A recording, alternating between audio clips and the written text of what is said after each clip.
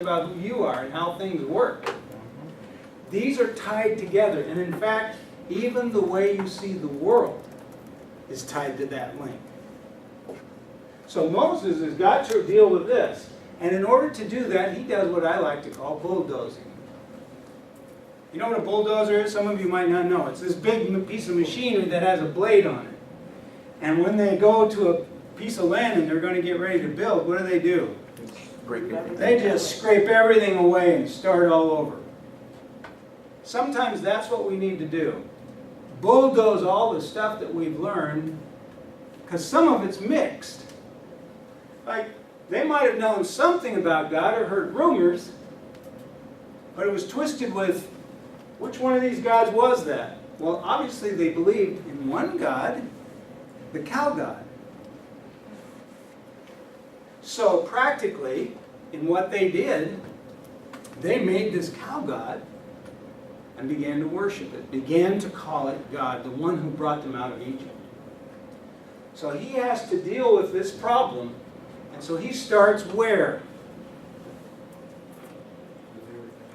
The very thing that they need, but where does he go? He goes right back to the beginning at creation. He's got to start all over.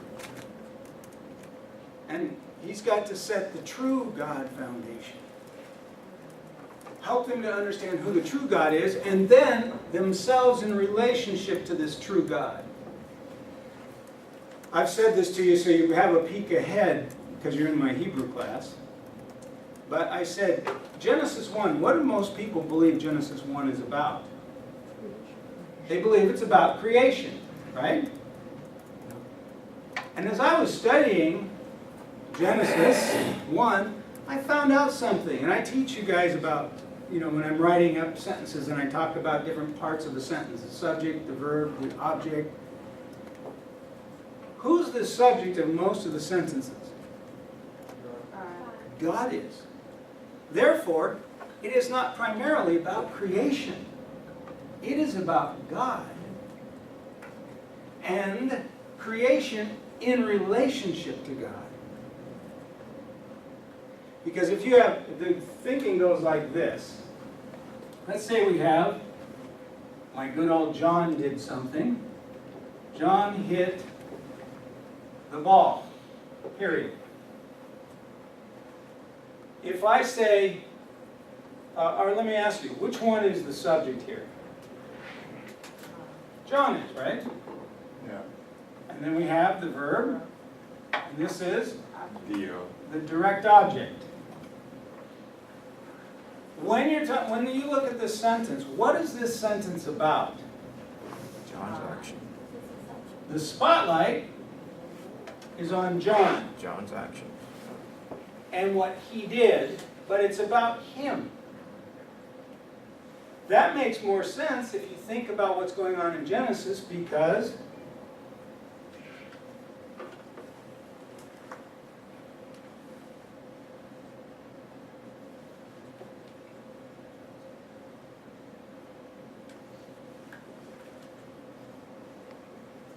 God created the heavens and the earth.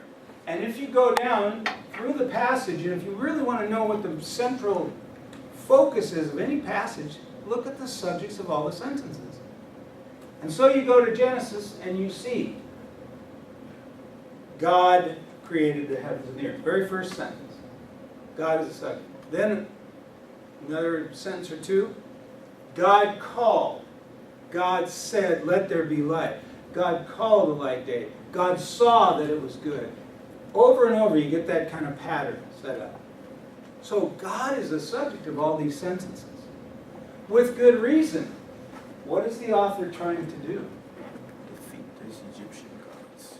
Defeat those Egyptian gods. Defeat the Egyptian gods, but he's got to defeat them in a place that you can't see them. Where? Yeah.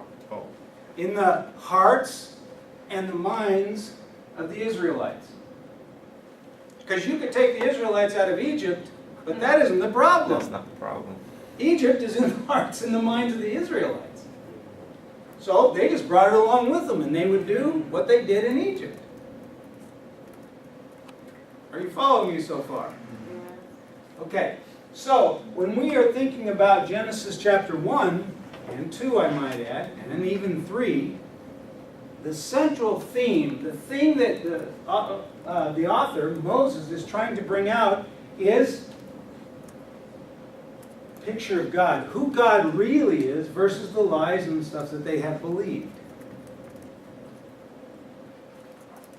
So, it's really important that we understand that, because that's going to be the backdrop.